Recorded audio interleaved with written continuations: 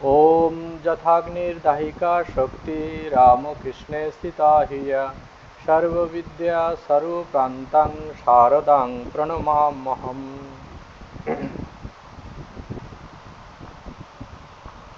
আজকে শ্রী শ্রী মায়ের ক্ষমাশীলা এই ধর্ম, তার যে ক্ষমা ধর্ম সেইটা নিয়েই আমরা কিছু কিছু অংশ আলোচনা করব। এটা একদিনে সম্ভব নয়, অনেক দিনের ব্যাপার, তো 4-5টা তো ক্লাস অবশ্যই লাগবে। তো কিছু অংশ আমরা পড়ব এবং সেটিকে আমাদের নিজেদের জীবনে কীভাবে কাজে লাগানো যায় সেটিকে নিয়ে আমাদের ভাবনা চিন্তা করতে হবে। কারণ ঠাকুরমা স্বামীজির এই যে জীবনী, তো সেগুলোর মূল উদ্দেশ্য একটাই, যে পড়ার উদ্দেশ্য একটাই, যেন সেখান থেকে যে আমরা নীতি শিক্ষাগুলো পাচ্ছি সেগুলো আমরা যেন আমাদের ব্যবহারিক জীবনে লাগাতে পারি। আর ব্যবহারিক জীবনে যদি না লাগাই তাহলে কি তথ্য সংগ্রহ করা হলো, কিন্তু সেটা দিয়ে আমাদের কোনো উপকার লাগবে না, আমাদের কোনো কাজে লাগবে না। তো আমরা যেটুকু পড়ব সেটিকে যুক্তির আলোকে গ্রহণ করার চেষ্টা করব এবং আমাদের দৈনন্দিন জীবনে সেটিকে ধীরে ধীরে ধীরে ধীরে যতটা সম্ভব সংস্কারকে কাটিয়ে আমরা যেন কাজে লাগাতে পারি। সেই উপদেশগুলোকে আমরাও যেন আমাদের জীবনে নিয়ে আসতে পারি। মা যেমন আচরণ করছেন সেটি যেন আমাদের নিয়ে আসতে, ঠাকুর যেমন করছেন, স্বামীজি যেমন বলছেন সেইভাবে যেন আমরা পালন করে চলতে পারি বা তাদের আদর্শগুলোকে আমরা অনুসরণ করি। বলরাম বাবু শ্রী শ্রী মাকে বলতেন ক্ষমারূপা তপস্বী। এটি শ্রী শ্রী মায়ের কথাতে পৃষ্ঠা নম্বর 174 আছে। আমরা বলছি ক্ষমাশীলা সেবিকা। ক্ষমাশীলা না হলে সার্থক সেবা সম্ভবত সম্ভব নয়। ক্ষমাশীলা অনেক গুণের সমষ্টি। ক্ষমাশীলতার জন্য প্রয়োজন প্রেম, দয়াশীলতা, অদোষদর্শিতা, ধৈর্যশীলতা, সহনশীলতা, সমন্বয়কারিতা প্রভৃতি। শ্রী শ্রীমা এ ধরনের সমস্ত গুণের অধিকারিণী ছিলেন বলেই সার্থকভাবে সেবা করতে পেরেছেন। এই যে ছোট্ট অংশটি সেখানে বলছেন যে তুমি যদি ক্ষমা করতে চাও, আমি সবাইকে ক্ষমা করে দিলাম, কিন্তু এমনি এটা করা যায় না, তার জন্য কিছু গুণ অর্জন করতে হয়। তো সেটি এখানে বলছেন কি, তার জন্য দরকার প্রেম। প্রথম জিনিস হচ্ছে প্রেম। আমরা যখন কাউকে ভালোবাসতে পারবো, সত্যি সত্যি মন থেকে ভালোবাসতে পারবো, তখন কি হবে, ভুল ত্রুটি কিছু হয়ে গেলেও আমরা সেটিকে ক্ষমা দৃষ্টিতে দেখতে পারব, যেহেতু তার সঙ্গে একটি প্রেমের সম্পর্ক আছে, ভালোবাসার সম্পর্ক আছে। যখন আমরা ছোটরা কোনো কিছু ভুল করে ফেলে তখন বড়রা ক্ষমা করে দেন। কেন না, ছোট বয়স, এটা হতেই পারে, তার প্রতি একটা স্নেহ আছে। এই স্নেহের জন্যই তাকে আমরা ক্ষমা করে দিতে পারি। যেখানে যত স্নেহের সম্পর্ক গভীর, সেখানে ক্ষমার ধর্মটাও তত গভীরভাবে ফুটে ওঠে। এখানে এরকম বলা হচ্ছে না যে কোনো একটি মানুষ ভুল করে যাচ্ছে, সেটিকে তার ভুলটি দেখে না দেখার ভান করছি, তাকে ক্ষমা করছি, এরকম অর্থে বলা হচ্ছে না। এখানে বলা হচ্ছে যে যতটুকু পারা যায়, যেখান পর্যন্ত তাকে মেনে নেওয়া যায় তার অপরাধটা, ততটুকুকে বলা হচ্ছে ক্ষমা করে দেওয়া যেতে পারে। অনেক সময় আমরা কি দেখি, একজন মানুষকে ক্ষমা করে দিয়েই তাকে ঠিক যেমন তৈরি করতে চায় বড়রা, তেমন করে দেওয়া যায়। অনেক সময় অত্যধিক ভুল ধরতে ধরতে তখন দেখা যায় যে তার যেটি তার হওয়া উচিত ছিল সে হতে পারছে না। বারবার সব বলছে তোমার দ্বারা হবে না, তুমি পারবে না, এটা তুমি এর থেকে বড় কিছু করতে পারো না, দেখো ওখানে ও ছেলেটি কত ভালো করছে, ও ছেলেটা কত ভালো রেজাল্ট করছে। অনেক রকমভাবে আমরা তুলনা করি সংসার জীবনে, বিভিন্ন ছেলে মেয়েদের সঙ্গে আরেক ছেলে মেয়েদের তুলনা করি, বা অন্য কোনো কারণে অন্য কোনো ব্যক্তির সঙ্গে আরেক ব্যক্তির তুলনা করি। প্রত্যেক মানুষের মধ্যেই একটা ভালো মন্দ সব দোষ গুণে ভরা মানুষ। তো সেগুলোকে আমরা যদি সমস্ত জায়গায় ভুল ধরে ফেলি, তাহলে কিন্তু সেক্ষেত্রে গুণ তার ঠিকমতো ডেভেলপটি হবে না, মূল মূল বক্তব্য ডেভেলপ হবে না। তাকে ঠিক ঠিক তৈরি করতে হলে অনেক সময় কোনো কিছু কিছু জিনিসকে ক্ষমা করে দিতে হবে। তার জন্য দরকার কি? প্রেম, দয়াশীলতা। কারো প্রতি যদি দয়া হয় তখন তাকে আমরা ক্ষমা করে দিই। কোনো কিছু ভুল করেছে কিন্তু তার প্রতি দয়ায় করুণায় তার প্রতি আমি কি করলাম? ক্ষমা করে দিলাম। অদূরদর্শিতা, আমরা মানে দোষ না দেখার এই যে গুণ, নিজেকে ভাবতে হয় কি যে প্রত্যেক মানুষের মধ্যে দোষ গুণে ভরা, আমার মধ্যেও তো অনেক বদগুণ আছে। তো আমি সব অপর দিকে যে তাকাচ্ছি, অপরের ভুল ধরে বেড়াচ্ছি, এটি না করে যদি আমি আমার নিজের দোষ কোথায় আছে সেগুলো নিয়ে ভাবনা চিন্তা করি, তাহলে আমি আমার নিজের জীবন উত্তরণ করতে পারবো। পরের ভুল দেখলে কি হবে? আমার জীবনের উত্তরণ হবে না। কিন্তু আমি যদি আমার নিজের জীবনের ভুল ত্রুটিগুলো দেখতে থাকি তাহলে আমার জীবনের উত্তরণ হবে। আমি যেখানে আছি সেখান থেকে একটি আরো উচ্চ স্তরে মানুষ হতে পারবে। আর সঙ্গে সঙ্গে এইভাবেও আমরা ভাবতে পারি যে আজকে যে মানুষটি এত ভুল ত্রুটিতে ভরা, সেও এক সময় যদি আদর্শের পথ ধরে, শাস্ত্রের অনুশাসন মেনে চলে, ক্রমে সেও কি হবে? উন্নত মানের মানুষ হবে, আরো উপস্তরের মানুষ হয়ে যাবে। তো সেই কারণে আমাদের অদোষদর্শিতা, অপরের দোষ দেখবে। আর অপরের মা বলছেন কি যতদিন অপরের দোষ দেখবে সেই গুণ, সেই যে দোষের দোষ দেখার যে স্বভাবটা সেটা নিজের মধ্যে চলে আসে। সেটা আমার জীবনে আমার যতটুকু গুণ ছিল সেগুলো গিয়ে কি হবে? আমি সব সকাল থেকে সন্ধ্যা পর্যন্ত আমরা কি করব? আমি অপরের ভুল ধরে বেড়াবো, ও কি করেছে, সে কি করেছে, এগুলো দেখছি। আর আমার নিজে দেখার কোনো সময় নেই, নিজে আমি যে কি করছি আত্মসমীক্ষা করার কোনো সময় নেই। সেই কারণে পরনিন্দা বর্জন করে আত্মচিন্তাতে রুচি তুলতে হয়। তাহলে আত্মার যত আমি যখন নিজের যত চিন্তা করতে থাকবো তত কি হয়? আমার উন্নতি হবে, আমার তত জীবনের শুদ্ধিকরণ হবে। তাহলে কি আমরা অপরের ভুল ত্রুটি দেখবো না? বাড়িতে ছেলে বদমাশি করছে, ঠিক মতো পড়াশোনা করছে না, শিক্ষক মহাশয় ছেলেকে বকবেন না? বাবা মা শাসন করবেন না? সমস্ত কিছুই করবেন। এখানে যে বাবা মা শাসন করছেন, বকুনি দিচ্ছেন, মাস্টারমশাই ধমক দিচ্ছেন, এই যে দোষগুলো দেখছেন সেগুলো কি ছাত্রের কল্যাণের জন্য করছেন, সন্তানের কল্যাণের জন্য মা বাবা করছেন। এখানে ব্যক্তিগত কোনো স্বার্থ নেই। যখন আমি বৃহত্তম স্বার্থের জন্য কোনো কিছু করছি, যেখানে ব্যক্তিগত কোনো রকম স্বার্থ জড়িত নেই, সেটা কখনো সেটাকে মানে দোষের মধ্যে দোষ দেখার পর্যায়ে পড়ে না। আমি একজন মানুষের দোষ দেখছি, মাস্টার ছাত্রের দোষ দেখে তার সংশোধন করে দিতে হবে, যে ভবিষ্যতে তাকে বড় হতে হবে, সে অনেক বড় রূপের মানুষ হবে। এই ছোটখাটো ভুল করে কি করছে? যে জীবনটাকে নষ্ট করে ফেলছে। সেই কারণে বড়রা, গুরুজনরা, মাস্টারমশাইরা তিনি কি করছেন? ছাত্রদের আমরা ভুল ধরিয়ে দিই, সন্তানদের ভুল ধরিয়ে দেওয়া হয়। এই কারণে যে ছোট বয়সে এটি হওয়া স্বাভাবিক। এই ছোট বয়সে যদি এগুলো আমরা ধরিয়ে দিই তাহলে ভবিষ্যতে সে কি হবে? বড় রকমের মানুষ হবে। আর যদি উদাসীনতার ভান নিয়ে থাকি, ওটা না দেখার ভান করি, তাহলে তার ভবিষ্যৎ জীবনে কি হবে? তার ঠিক ঠিক চরিত্র গঠন হবে না। এই কারণে সেটি তার নিজের জীবনে যেমন হানিকর, তেমনি যে সমাজে আজ থাকবে সেই সমাজের জন্য ক্ষতিকর। যেই কারণে আমরা সোসাইটিতে যে বিভিন্ন রকম ঘটনা শুনতে পাই, তার মূল কারণ কিন্তু একটাই, ছোট থেকে তৈরি হয়নি, তৈরি করে বাবা মা উচিত শিক্ষা দেয়নি, শিক্ষক সংস্কার পাই, সেই কারণে কিন্তু এটি হচ্ছে। সেই কারণে এগুলো প্রবলেম আসে।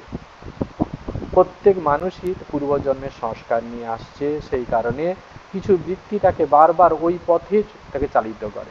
ভালো হতে চাইলেও কে যেন তাকে বাধা দেয়। সঙ্গে সঙ্গে আমরা যদি অনুকূল বাতাবরণে থাকি, সেখানে কি হয়? সে অনুকূল পরিবেশের প্রভাব।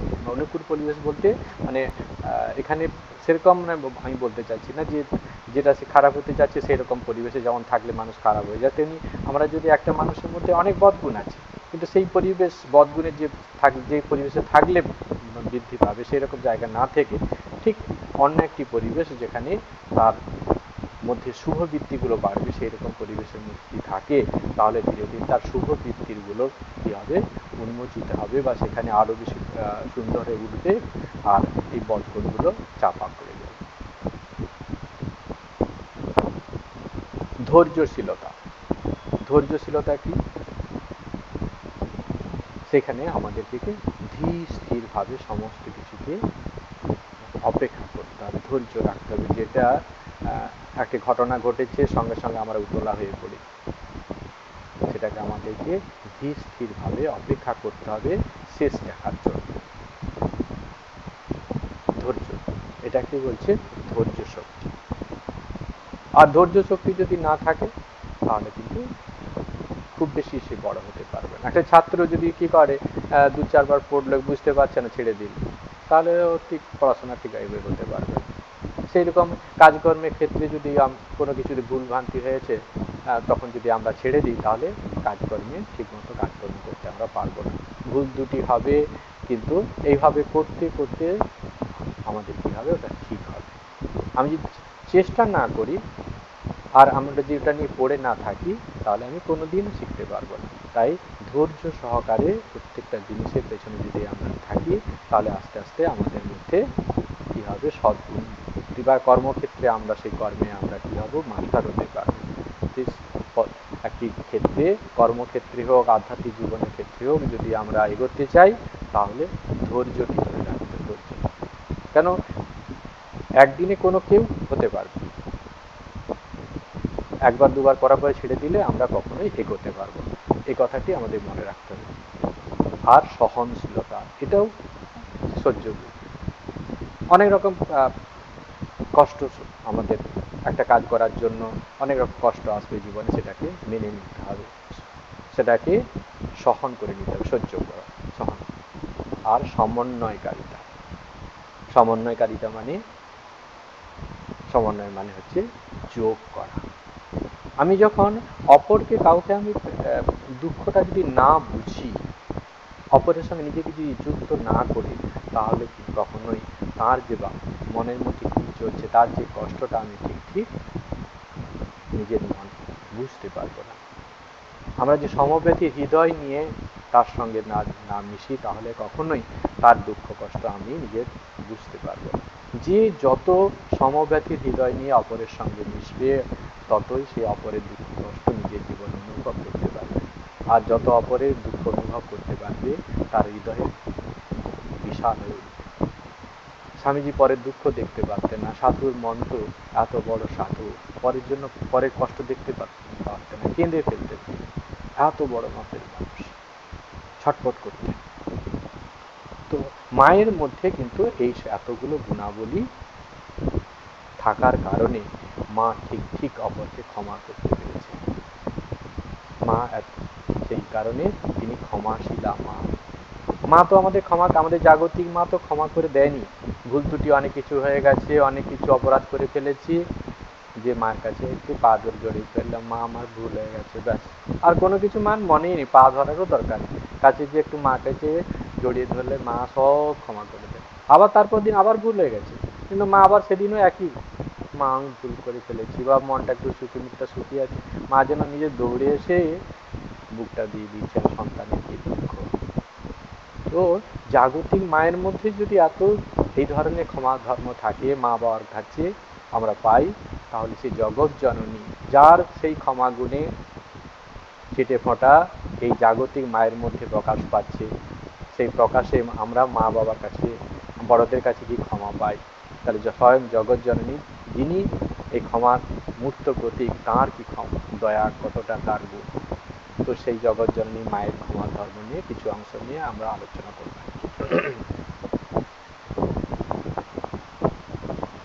তো আমরা জানি যে হৃদয় যে চরিত্র, ঠাকুরের ভাগ্নে, আমরা সবাই মোটামুটি জানি ঠাকুরের। তো ঠাকুরের সেবা করতেন, ভীষণ সেবা করতেন। আবার ঠাকুরকে অনেক দুর্ব্যবহারও করতেন। এত দুর্ব্যবহার করতেন, ঠাকুর কখনো কখনো সহ্যও করতে পারতেন না, আবার ভয়ও পেতেন। এত ঝড়ঝাঁটি করতেন, ঠাকুর ভয় পেতেন। এক সময় তার এই যে তাচ্ছিল্য ভাব এগুলো দেখে ঠাকুর একদিন বলছেন, দেখ ঋদু, তুই আমার সঙ্গে এরকম তুচ্ছ তাচ্ছিল্য করছিস, তা বলে কিন্তু তুই ওর সঙ্গে, মানে শ্রী মাকে ইঙ্গিত করে বলছেন, ওকে কখনোই এরকম বলিস নি। এর ভেতরে যে আছে সে ফোঁস করলে হয়তো রক্ষা পেলেও পেতে পারিস, কিন্তু ওর ভেতরে যে আছে সে ফোঁস করলে তোকে ব্রহ্মা বিষ্ণু মহেশ্বর কেউ রক্ষা করতে পারবে না। ঠাকুর এই শব্দটির মধ্য দিয়ে তিনি মাকে বলে দিলেন যে মা কোন জায়গার মানুষ। নিজেকে দেখিয়ে বলছেন এর ভেতরে যে আছে সে যদি ফোঁস করে তুই উদ্ধার পেলেও পেতে পারিস, রক্ষা পেয়ে গেলেও তুই পেতে পারিস, কিন্তু ওর ভেতরে যে আছে, অর্থাৎ শ্রী মায়ের ভেতরে যিনি আছেন তিনি যদি একবার ফোঁস করেন তাহলে কারও সাবধান, ব্রহ্মা বিষ্ণু মহেশ্বর তিনজনের কেউ তোকে রক্ষা করতে পারে, এই জগতে কেউ নেই যে তোকে রক্ষা করতে পারে। শ্রী মা কি ছিলেন তোর আমরা এবার ধারণা লাগাতে পারি, আমরা তো নিজে বুঝতে পারবো না, ঠাকুর আমাদের চিনিয়ে দিচ্ছেন যে শ্রী মা, তোমাদের মা কে তোমরা জেনে নাও। ঠাকুর আমাদেরকে দেখাচ্ছে যে শ্রী মা কি জিনিস, সেই কারণে হৃদয়কে সাবধান করে দিচ্ছেন এই কারণে যে তুমি এই ভুলটি করতে যেও না। কিন্তু পরবর্তীকালে সংস্কারের বশে যে হোক তিনি মায়ের সঙ্গে দুর্ব্যবহার করেছেন। মা এসেছেন দক্ষিণেশ্বরে, আমরা সেই ঘটনা জানি। মায়ের সঙ্গে মাকে বলছেন তিনি যে তুমি কেন এসেছো এখানে, আসার কি দরকার, এমন মায়ের সঙ্গে দুর্ব্যবহার করছেন। মা তখন কি করছেন, সেই দিনই 3 দিন চলে গেছে।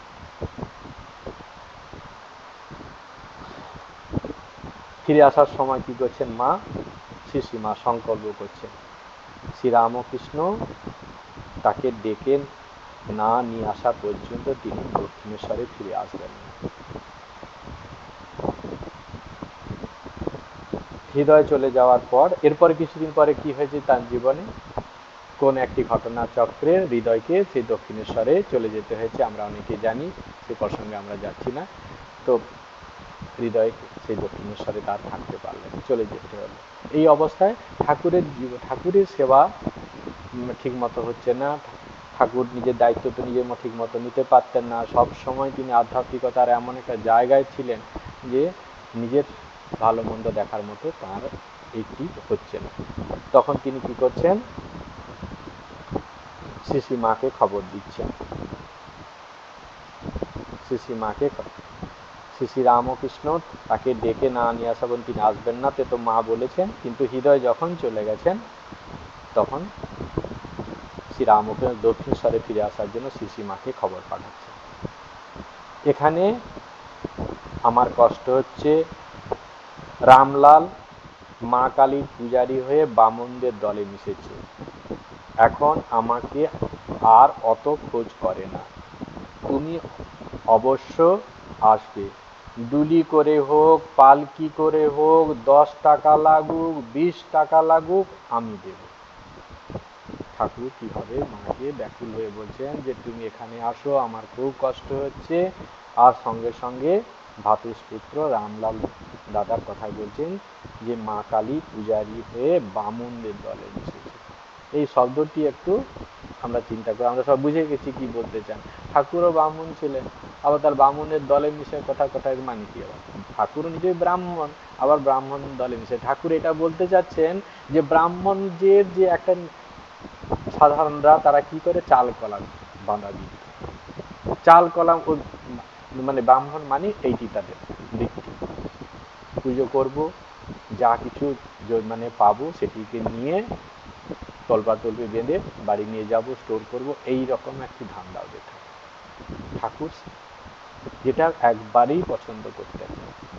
সেই ভাতুষপুত্র রামলালের মধ্যে এই গুণাবলী দেখতে পাচ্ছেন যে সাধারণ যে পূজারীরা আছে দক্ষিণেশ্বরে তারা কি করছে, ঈশ্বর চিন্তা কোনো রকম করে না। এখানে কি করে, আসে, পুজো আর্চা করে, যা কিছু পায় মন্দির থেকে লুটপাট করে নিয়ে যায়।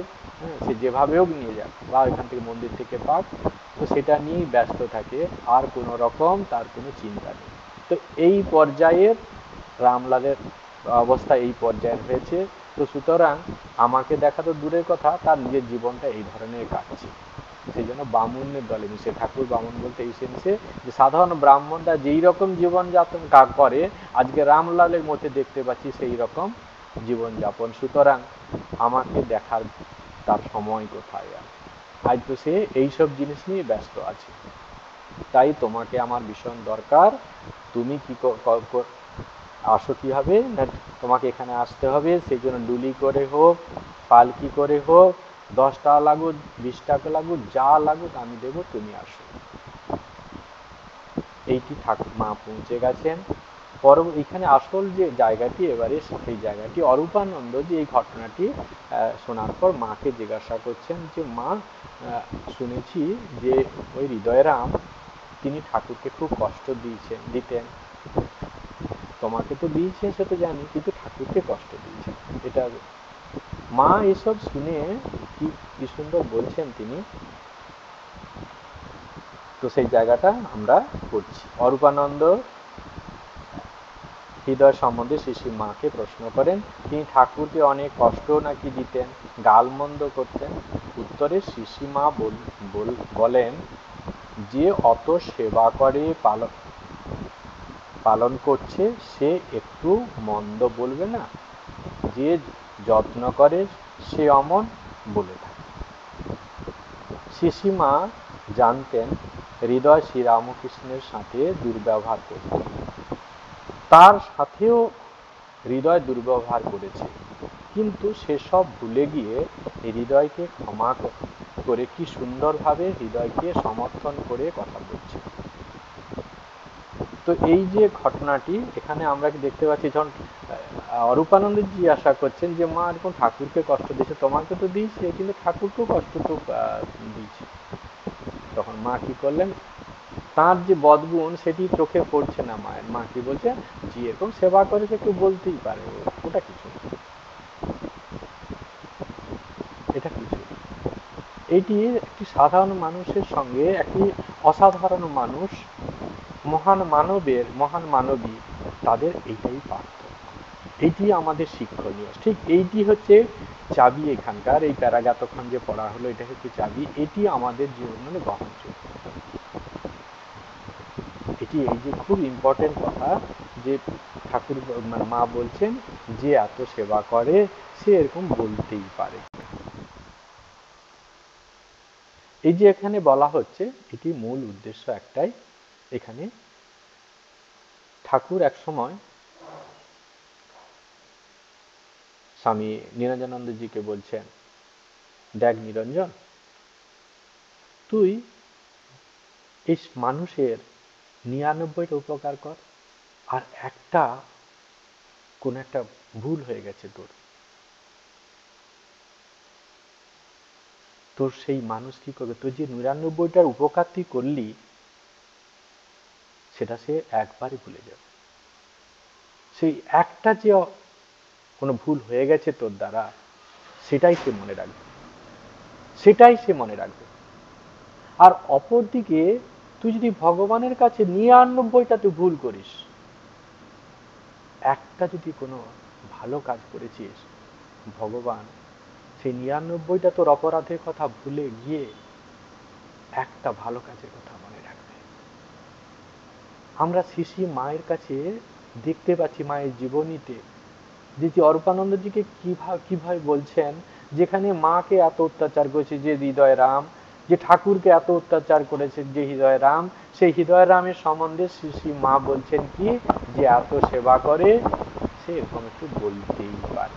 ওটা কোনো অপরাধের, ওটা মায়ের কাছে, মায়ের দৃষ্টিতে কোনো অপরাধের মধ্যে পড়েই না। আমরা কি মায়ের এই যে গুণাবলী, মায়ের যে ভাবনা, এটি কি আমাদের ব্যক্তিগত জীবনে, সংসার জীবনে, সমাজ জীবনে আমরা কি নিয়ে আসতে পারবো? আমরা কি পারবো যে অপরকে ঠিক এইরকম করতে? আমরা অনেক উপকার করলাম, তার বিনিময়ে সে দেখা যাবে কিছুদিন পর তিরস্কার করছে, কুৎসা গাইছে। সমাজ জীবনে এগুলো ঘটে।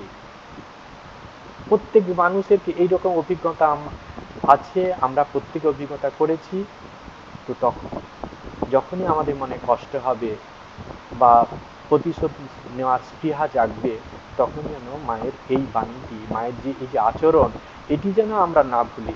তবে আমরা প্রেরণার বাণী পাবো যে মায়ের জীবনেও এরকম অবস্থা এসেছে, মা সেখানে কি ধরনের কথা বলছেন, কি ধরনের আচরণ করছেন, হৃদয় কিভাবে ক্ষমা করে দিয়েছে। এটি আমাদের জীবনে নিয়ে আসতে হবে। সেই জন্য আমাদের বিবেকে জাগরণ ঘটাতে হবে, বারবার বোঝাতে হবে যে আমরা যেন অপরকে ভুল দোষ গুণে ভরা প্রত্যেকটি মানুষের সংস্কারের জন্য এইভাবে করছে। সুতরাং আমি যদি ওর এটা নিয়ে পড়ে থাকি, আমি যদি কি করি না রিভেঞ্জ নেওয়ার চেষ্টা করি, প্রতিশোধ স্পৃহা যদি আমার মধ্যে জাগে, আমি ওর কতটা ক্ষতি করতে পারবো আমি জানি না, কিন্তু আমার জীবনে কোনো উত্তরণ হবে না। কেন না, আমার ওই বদগুণগুলোকে, অপরের যে ক্ষতি করার যে ধর্ম, অপরকে ক্ষতি করব, এইরকম যদি বৃত্তি মনের মধ্যে তৈরি হয়, আমার যে সদ্গুণ আছে সেগুলো কিন্তু ঢাকা পড়ে যাবে। আমি যে সত্যি সত্যি মহান হতে চাই, তাহলে সবাইকে ক্ষমা করতে হবে, কারণ সবার মধ্যে তিনি আছেন। এই দৃষ্টিতে আমাদের দেখার চেষ্টা করতে হবে, তবেই আমরা কি করতে পারবো না অপরের ভুল ত্রুটিকে ক্ষমা করতে পারবো। আমাদের নিজেদের ব্যক্তিগত উন্নতির জন্য আমাদের কিন্তু এইরকমই করতে হবে, অভ্যাস করতে হবে, যে যতটা আমরা পারবো ততটাই আমাদের এই জীবনের জন্য কল্যাণকর। আমরা সম্পূর্ণ এতে প্রতিষ্ঠিত হতে পারবো নাও হতে পারি, আমরা এই জীবনের জন্য অত যথেষ্ট নয়, কিন্তু আমরা যদি চেষ্টা করি, তাহলে অ্যাটলিস্ট যেখানে আছি সেখান থেকে একটু বেটার প্লেনে আমরা চলে যেতে পারবো। যেটা এই জীবনে যদি আমরা এটা নিয়ে না চিন্তা ভাবনা করি, তাহলে আমাদের উত্তরণ আর হবে না। আর যদি আমরা চেষ্টা চরিত্র করি, তাহলে আমরা যেখানে আছি সেখান থেকে আর একটু বেটার প্লেনে আমরা চলে যেতে পারবো, সেটাই এই জীবনের জন্যই যথেষ্ট। তো সেরকমই আরেকটি ঘটনা আমরা দেখব। দক্ষিণেশ্বরে ঠাকুর অসুস্থ, সেই সময় শ্রী মা প্রসেবা করছেন।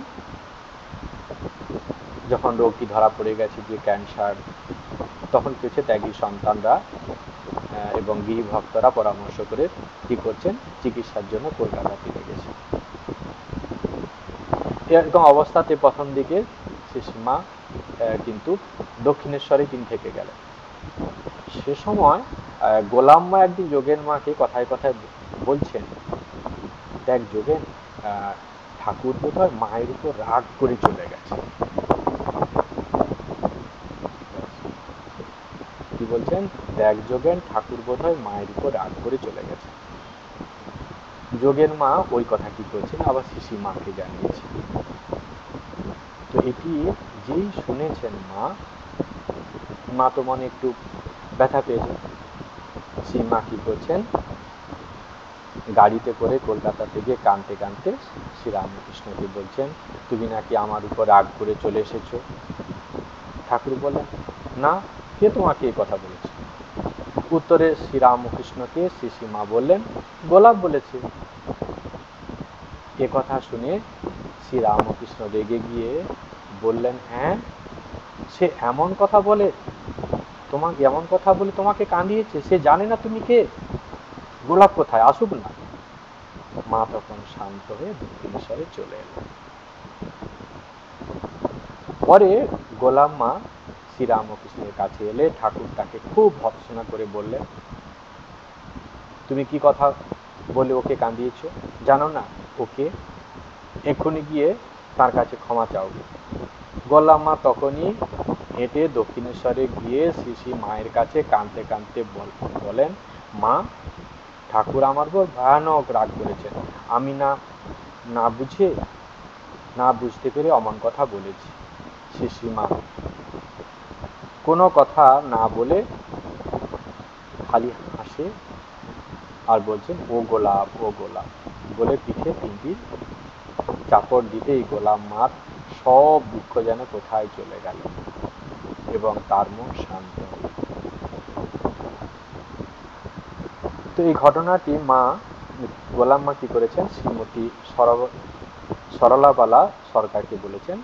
এটি শ্রী শ্রী মায়ের কথায় পৃষ্ঠা নাম্বার 317-তে আছে।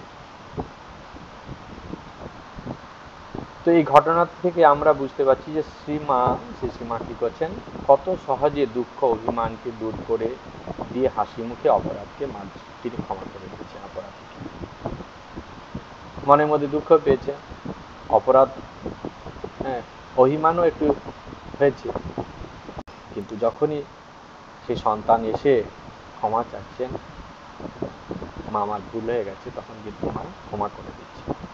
তো এখানে প্রথমের দিকে আমরা কি দেখলাম যে মা কি ঠাকুর কি বলছেন, ও কি জানে না তুমি কে।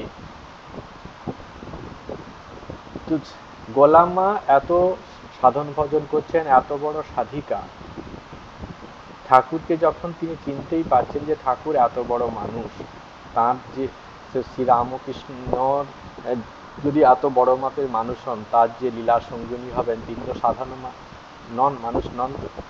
তো এটি ওই জায়গাতে ভুল করে ফেলছেন। সেই কারণে ঠাকুর স্মরণ করে দিচ্ছেন যে ও কি জানে না তুমি কে। ঠাকুর যদি স্বয়ং অবতার হন, তাহলে শ্রীশ্রীমা তার শক্তি, তো শ্রী মায়ের শক্তিতেই ঠাকুর এত শক্তি, ঠাকুরের শক্তিকে শ্রী মা, তাহলে তো তাকে চিনতে পারছে না। সেই কারণে স্মরণ করে ও কি জানে না তুমি কি। এই যে ঘটনাটি হচ্ছে, এখানে বলা হচ্ছে কি যে যখন এটি শুনছেন মা, কিন্তু যে ঘটনা যে মায়ের উপর রাগ করে চলে গেছে, মা কিন্তু তখন কি করছেন, ঘটনাটির সত্যতা জানানোর জন্য তিনি কিন্তু এসছেন, কমপ্লেন করতে কিন্তু নয়, যে তোমার আমার সম্বন্ধে এরকম বলেছে এরকম জন্য নয়। সেই কারণে আমরা দেখছি যে মুহূর্তে জানতে পারলেন যে না আমি এরকম করিনি, এরকম এই কারণে আমি এরকম তোমার উপরে রাগ করে আসিনি, কে বলেছে, তখন কিন্তু মা, লেখা আছে মা তখন শান্ত হয়ে দক্ষিণেশ্বরে চলে এলো। এই যে সুন্দর শব্দটি, মা শান্ত হয়ে চলে এলো। প্রথমে যখন আমাদের জীবনে এরকমই সমস্যা আসবে, অনেক কিছু অনেকে আমরা শুনবো, তখন কিন্তু যদি আমরা প্রথম থেকে এটা মেনে নিতে পারি, তাহলে কোনো চিন্তা নেই। লোক এরকম বলবে কত কিছু, সব কথায় কান দিতে, এটা একটা থিওরি। যদি মনের মধ্যে কোন রকম বৃত্তি হচ্ছে, মনকে চঞ্চল করে তোলে, সেক্ষেত্রে সন্দেহ নিবারণের জন্য, সন্দেহ নিবারণ করার জন্য কি করতে হবে, তিনি উৎসস্থলে, যেখানে যাকে নিয়ে এই গন্ডগোলটি হচ্ছে, এই সমস্যা, সেই জায়গায় যে আমার ক্লিয়ার করে নিতে হবে ব্যাপারটা কি আছে। জানার পরে কি করতে হবে, এবারে আর একটু এখানে মা কি করছেন, ওটা নিয়ে আর কিন্তু মনে রাখছেন না, ওটা নিয়ে মনকে আর চিন্তা ভাবনার মধ্যে ফেলাচ্ছেন না, বা প্রতিশোধ নেওয়ার জন্য কোনো কিছু করছেন। মা কি করছেন, মা তখন শান্ত হয়ে দক্ষিণেশ্বরে চলে এলেন। এই শব্দটি এখানে বলছেন, মা তখন শান্ত হয়ে চলে এলেন। কেন, আমি জেনে নিয়েছি কি ঠাকুর আমার উপরে রাগ করে আসেননি, তিনি শরীর অসুস্থ বলেই, তাই মানে ওখানে থাকলে, কলকাতাতে গেলে ডাক্তারপত্র আসতে সুবিধা হবে, দেখানো বা আরও ভালো ট্রিটমেন্ট পাবেন ঠাকুর, সেই কারণে ওখানে ঠাকুর ভক্তরা রেখেছেন ঠাকুরকে। এইটি মূল বক্তব্য, এটি আসল কারণ। এরা যা কিছু বলেছে এটা ভুল। এটা যখন মা জেনে গেলেন, তখন শান্ত হয়ে গেলেন, না আমার কারণে ঠাকুর আসেননি, সুতরাং আমার উতল হওয়ার কোনো কারণ নেই। মা তখন মনের যে বৃত্তিটা, সেটা স্থির হয়ে গেল, মা তখন শান্ত হয়ে গেল। আমরা কি করতাম, আমাকে এত কথা বলছে, আমি তো করিনি, কেন তো ভাবলো, আমি দেখবো, দেখে ছাড়বো, আবার দেখে তার বাড়িতে ঝগড়া করা, আবার বাড়িতে টেলিফোনে তার সঙ্গে ঝগড়া করা, আমরা এগুলো করবো। আমাদের সাধারণ মন তো, আমরা সাধারণ মানুষ, তাই মনের মধ্যে এই বৃত্তিগুলো চলে আসা স্বাভাবিক। তাহলে আমাদের কি করতে হবে, বিবেককে জাগাতে হবে, যে আমি কতজন মানুষের মুখ বন্ধ করব। আজকে একে সমালোচনা করবে, কালকে ওদিকে থেকে একটা সমালোচনা আসবে। কিছু মানুষ থাকবে সমাজে, তারা এরকম সমালোচনা করে আনন্দ পায়, এরকম করবে। আমি যদি এগুলো নিয়ে খুব বেশি মেতে যাই, তাহলে আমার সুস্থ মনটি অসুস্থ হয়ে যাবে, আমি চিন্তাগ্রস্ত হয়ে যাব, আর এই চিন্তা করতে করতে অস্থির হয়ে যাবে মন, আমি উচ্চ চিন্তা করতে পারবো না।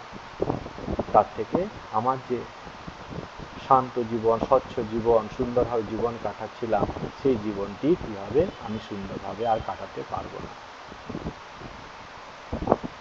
আমার মনের মধ্যে যত বৃত্তি উঠবে, আমরা কি করতে চাই, যে জীবনের উদ্দেশ্য কি, মনটি শান্ত সৌম্য রাখাই হচ্ছে আমাদের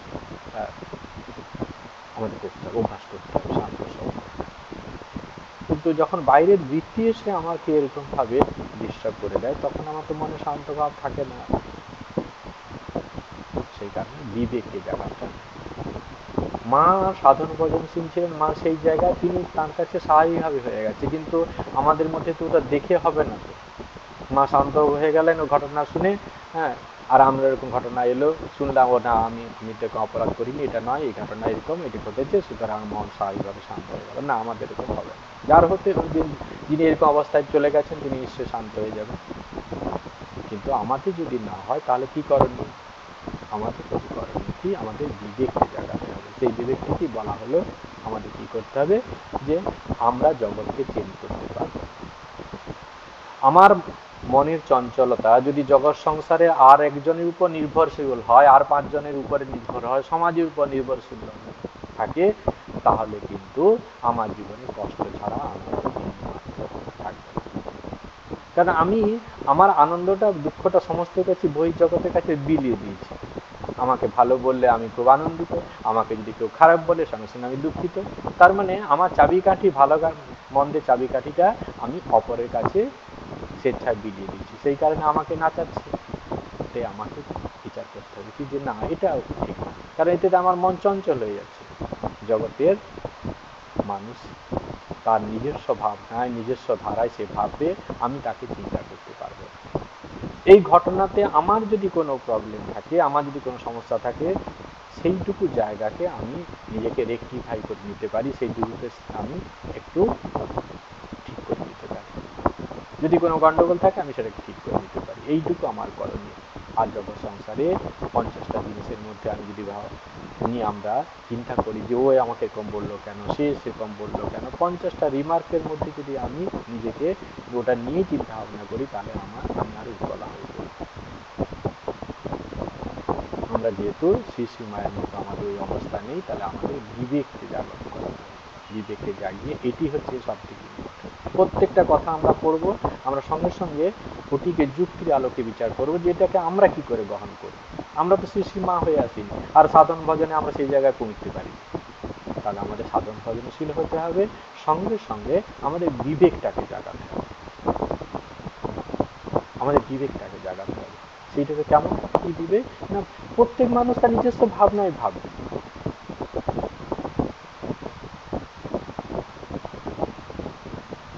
আমরা জগৎকে চেঞ্জ করতে পারবো। We cannot change the world, but if we try, we can change ourselves. আমি জগৎকে চেঞ্জ করতে পারবো না, কিন্তু আমি যে চেষ্টা করি, আমি নিজেকে চেঞ্জ করতে, আর নিজেকে চেঞ্জ করে নেওয়া সহজ। কারণ জগৎকে আমি চিন্তা করতে পারি, প্রত্যেকটা ইন্ডিভিজুয়ালকে চেঞ্জ করতে হবে। আর প্রত্যেকটা ইন্ডিভিজুয়ালকে আমি চেঞ্জ করতে চাই, তাতে অনেক সময় সাপেক্ষ। প্রত্যেক মানুষ আমার কথায় শুনবে কি না শুনবে, সেটা তার ব্যাপার। কারণ তার একটা মন আছে, তার একটা চিন্তাধারা আছে, তো সেটা সে মানবে কি মানবে না, সে কি পথে চলবে, সেটা তার ব্যাপার। আমার কথা সে চলতেও পারে, নাও চলতে পারে। আমি যদি নিজেকে চেঞ্জ করি, নিজ জগৎ এরকম এভাবে চলবে, আমি ওসবের মধ্যে নেই।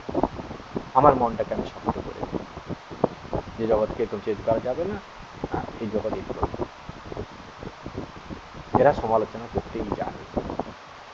ব্যাস এইটুকু মনকে বুঝিয়ে দিলে আমরা একটা আলাদা জায়গায় মানুষ হয়ে গেছি। একটা বৃত্তি যখন আসবে, তখন যদি আমরা এইরকম ভাবনা করি, তাহলে আমরা পারিবারিক জীবনে অনেক সমস্যা আছে। প্রত্যেক মানুষের বিভিন্ন রকম মত, স্বামী একরকম ভাবে, স্ত্রী আরেকরকম ভাবে, ছেলেপুলে আরেকরকম ভাবে, প্রত্যেকের ভাবনায় এরকম। আমরা কারো ভাবনা কারোর উপর চাপিয়ে দিতে পারি না।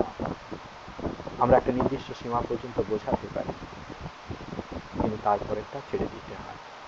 আর যদি প্রত্যেকটা জিনিস আমার মনের মতো করে আমি করে নিতে চাই, তাহলে আমার জীবনে দুঃখ ছাড়া আর কোনো কিছু থাকবে না, যেটা আমরা করে ফেলি। যে আমি যেমন বলবো তেমন যেন সবাই সমাজ, আমার পরিবারে আর 5 জন যারা আছেন তারা যেন আমার মতো হয়ে চলে। এটা কি করে, how it is possible, how is it possible? এটা সম্ভব। প্রত্যেক মানুষের সংস্কার আলাদা, চিন্তা ভাবনা স্তর আলাদা, সেই অনুযায়ী সেই ভাববে। আমরা যদি কাউকে জোর করে চেঞ্জ করতে চাই সেটা সম্ভব। আমি যখন আমার সংস্কারের কারণে বহির্জগতের সমস্ত কিছু আমি মেনে নিতে পারি না, তাহলে বহির্জগতের যে ইন্ডিভিজুয়াল আছে, প্রত্যেকটি ব্যক্তি বস্তু যা ব্যক্তি আছে, তাদেরও একটা সংস্কার আছে। তারা কি করে চেঞ্জ করবে? বেসিক লজিকে আমাদের গণ্ডগোল। আমার অহংকারের কারণে, আমার সংস্কার কারণে আমি যখন বহির্জগতের সমস্ত কিছুকে মানতে পারছি না, তখন বহির্জগৎ কি করে, যে ব্যক্তিরা যারা আছে তারা কি করে তার সংস্কার কাটিয়ে, তার অহংকারকে কাটিয়ে সে কি করে আমার সমস্ত কিছু মেনে নিতে পারে? আমার অহংকারের জন্য আমি যেমন পারছি না, তাদেরও ব্যক্তিগত অহংকারের জন্য, সংস্কারের জন্য তারাও সমস্ত কিছু মানতে পারবে না। এটাই তো বেশি লজিক। যিনি এইরকম বিবেকের সাহায্যে সমস্ত কিছুকে গ্রহণ করেন, মনের মধ্যে হয়তো একটু দুঃখ আসবে, তারপর এই বিচার শক্তি কি করবে, তাকে নিমেষের মধ্যে একটা আপার প্লেনে নিয়ে চলে যাবে, নিমেষের মধ্যে একটা ভালো জায়গাতে নিয়ে চলে যাবে। তখন সে কি করবে, মনের মধ্যে সঙ্গে সঙ্গে একটা আনন্দের ভাব চলেছে, মনে সামান্য কষ্ট এসেছিল, কিন্তু এই দিকে বিচার, এই যে বিবেকটা জাগালো, সঙ্গে সঙ্গে মন থেকে এই দুঃখের যে ছায়াটা এসেছিল সেটা কেটে যাবে। আমাদের ক্ষেত্রে কিন্তু এইরকম ভাব ভেবেই আমাদের মানে চলতে হবে আমাদের। সেই জন্য আমরা কি দেখতে পাচ্ছি, মা কি করলেন, যে এই দুঃখ অভিমানকে নিমেষের মধ্যে ভুলে গেল। যেই মুহূর্তে সন্তান এসেছে, এসে মায়ের কাছে ক্ষমা চাচ্ছে, মা আমিও তোমাকে এরকম বলে ফেলেছি, আমি তো বুঝতে পারিনি বলে ফেলেছি। মা কি করছে, আমরা রেগে যাব, আমরা তাকে তো সেই মধ্যে উপেক্ষা করবো, হয়তো কথা বলবো না। মা কিন্তু হাসছে, হেসে কি করছে, তার পিঠে চাপড় দিচ্ছে, আবদার করছে, ও কিছু না, ঠিক আছে, মেনে নিচ্ছে, ঠিক আছে। মা কখনো কখনো আমাদের বকুনি দেন, ভুল করে ফেলছি, মাকে শাসন করলেন, কিছুক্ষণ পরে হয়তো আমরা একটু এসে মার কাছে যখন বললি মা আমার ভুল হয়ে গেছে, মা যে এত গোমরা মুখ ছিল, একটা রাগী ভাব ছিল, বা বাবা খুব একটা গম্ভীর ভাব, এই বুঝি আবার বকুনি দেবে। কিন্তু যে কাছে যে আমরা ক্ষমা ভিক্ষা করলাম, আমার ভুল হয়ে গেছে বাবা, মা আমার ভুল হয়ে গেছে, ভুল করে ফেলেছি বলার সঙ্গে সঙ্গে মা বলে গেলেন, আমাকে ক্ষমা করে দিলেন। তো আমরা মায়ের কাছে, শিশি মায়ের ক্ষেত্রে দেখতে পাচ্ছি, যেভাবে তিনি সন্তান যখন কাছে গেছেন তখন ক্ষমা করে দিচ্ছেন। তার ক্ষেত্রে তো সবাই সন্তান, গোলাম মাতা সহচরী ঠিক আছে, বান্ধবী ঠিক আছে, কিন্তু তিনি তো সন্তান। তো সন্তান যখন মায়ের কাছে এসে ক্ষমা প্রার্থনা করছে, তখন মাকে ক্ষমা করে দিতেই হয়। সেই কারণে মার ভেতরে কিছু রাখবেন। আমাদের সমাজ জীবনে এগুলো স্বাভাবিক আসবে, পারিবারিক জীবনে সব আসবে। যৌথ পরিবারের মধ্যে আমাদের এতজন মেম্বার নিয়ে থাকতে হয়, এইসব ঘটনা আসতেই পারে, এরকম কথা কাটাকাটি হতেই পারে। কিন্তু আমাদের সেগুলোকে গিট বেড়ে রাখতে হবে। ঠাকুর বলছে না, গিট বেড়ে রাখতে হবে। আমরা কি করি, ওটাকে মনের মধ্যে পুষে রাখি। হয়তো বাইরে ক্ষমা করে দিলাম, হ্যাঁ ঠিক আছে যাও, কিন্তু ভেতর থেকে আমরা ক্ষমা করতে পারি না, ভেতর থেকে ক্ষমা করে দিতে হয়। না হলে ওটা মনের মধ্যে থেকে আমার মনকে অশান্ত করবে, চঞ্চল করবে, ওকে আমি সহ্য করতে পারবো না। মানে এখন ঠাকুরকে ভুলে, আদর্শ ভুলে গিয়ে ও তার কথাটাই আমার মনের মধ্যে আসছে, অর্থাৎ এখন তিনি ইম্পর্টেন্ট হয়ে গেছেন। যার সঙ্গে আমার ঝগড়া হয়েছে, কোনো কথা কাটি, কোনো কিছু হোক, সমস্যা হয়েছে, এখন ঠাকুরের জায়গায়, আদর্শ চিন্তার জায়গায় সেখানে কি করছে, সেই এসে মনের মধ্যে আশ্রয় দিচ্ছে। এটি যেন কখনো না হয়। এটা আমাদের ম্যাক্সিমাম সময় হয়ে যায়। কারোর সঙ্গে কোনো অশান্তি হয়েছে, যার সঙ্গে অশান্তি সেই তো আমার মন জুড়ে আছে, উচ্চ আদর্শ আর তখন নেই, তখন ওই মনের মধ্যে সেই এসে বাসা বেঁধেছে, সব সময় আমার মনটাকে উতলা করে দিচ্ছে। তো আমরা যখন আসবে যে আমাদের নিজস্ব শান্তির জন্য, যে না আমি ওকে যদি এই নিয়ে বেশি পড়ে থাকি, এসব নিয়ে চিন্তা করি, তাহলে আমি কি করবে, আমি উচ্চ চিন্তা করতে পারবো না, আমি আধ্যাত্মিক পথ থেকে পিছিয়ে যাব, আদর্শের পথ থেকে পিছিয়ে যাব, এই রকম ভাবনা আমাদের মনে রাখতে হবে। এই ভাবনাটি যদি থাকে তাহলে কিন্তু আমাদের উত্তরণ হবে, যেটি আমরা মায়ের জীবনে দেখতে পাচ্ছি। এইভাবে প্রত্যেকটা প্যারা পড়ে আমাদের নিজে নিজে আমরা বই পড়বো, আর এইরকম যুক্তির বিচার করে করে যদি আমরা প্রত্যেকটা জিনিস বোঝার চেষ্টা করি, তাহলে দেখবেন আমরা পড়তে আরো ভালো লাগবে, আর সেটি যখন আমাদের জীবনে কাজে লাগাবো আমাদের জীবনটা অনেক লাভবান হবে। নাহলে কিছু ঘটনা পড়লাম, মা এই বলেছেন, হৃদয়কে ঠাকুর এই বলেছিলেন, সেটা তথ্য সংগ্রহ করা হলো, আমাদের লোক জিজ্ঞাসা করে বলতেই পারি, কিন্তু আমার ব্যক্তিগত জীবনে কোনো কাজে লাগবে না। যেমন সেই বলতাম জল খেলে তৃষ্ণা মিটে, জল খেলে তৃষ্ণা মিটে এখন যদি বলতে থাকে আমার জীবনে যেমন কোনো রকম জীবনে আমার তৃষ্ণা মিটবে না, সেই রকম এইরকম তথ্যগুলো পড়ে মা ঠাকুর এই করেছেন, ঠাকুর এই বলেছেন, ওই করেছেন, এগুলো আমার জীবনে কোনো কাজ হবে না। তথ্য জানা হলো কিছু, তাদের যে জীবনাবলী, তাদের যে আদর্শ, তাদের যে জীবনশৈলী, সেগুলো আমাদের জীবনে নিয়ে আসতে হবে। আর তার জন্য ঠাকুরের কাছে, মায়ের কাছে আমাদের প্রার্থনা করতে হবে, স্বামীজির কাছে প্রার্থনা করতে হবে, কৃপা করে সেই শক্তি দাও যাতে তোমার উচ্চ চিন্তাগুলো নিজের জীবনে ধারণা করতে পারি, আমরা যেন নিজের জীবনে নিয়ে আসতে পারি। এটি কিন্তু সেই আশীর্বাদ করো, যেন তোমাদের পথ ধরে চলতে পারি। তোমরা জীবন যেভাবে কাটিয়েছো সেই রকম যদি যেন আমরা আমাদের জীবনটা কাটাতে পারি, এইরকম আমাদের ভাবনা থাকবে। এইরকম ভাবনা থাকলেই তবেই আমরা আস্তে আস্তে আমাদের মনটি উত্তরগামী হবে, আমরা উত্তরোত্তর এগিয়ে যেতে পারবো, আমাদের লক্ষ্যে পৌঁছতে পারবো। না হলে কোনো মতে আমরা এগোতে পারবো না। আজকে এই পর্যন্ত, ভালো থাকুন, আনন্দে থাকুন। জয় ঠাকুর, জয় মা। ওম শান্তি শান্তি শান্তি। হরি ওম তৎসৎ। শ্রীরামকৃষ্ণার্পণমস্তু। প্রণাম মহারাজ জি, প্রণাম। প্রণাম নেবেন মহারাজ জি।